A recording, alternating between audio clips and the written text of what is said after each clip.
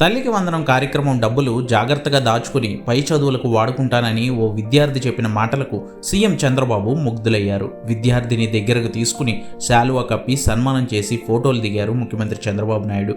ఇది అస్సలు ఊహించిన ఆ విద్యార్థి భావోద్వేగానికి లోనయ్యారు. చంద్రబాబు కాళ్లకు నమస్కరించి ఆశీర్వాదం తీసుకున్నాడు ఆ పిల్లాడు.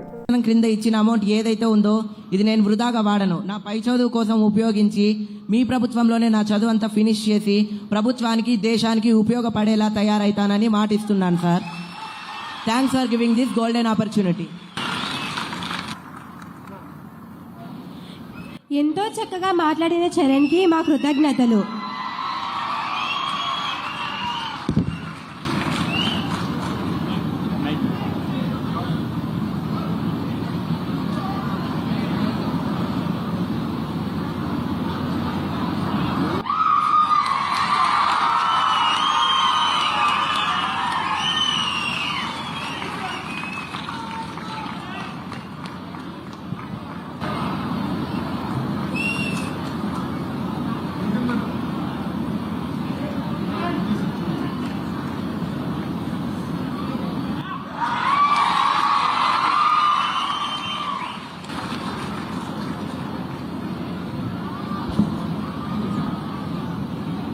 ఎంతో చక్కగా మాట్లాడిన చరణ్కి మా కృతజ్ఞతలు.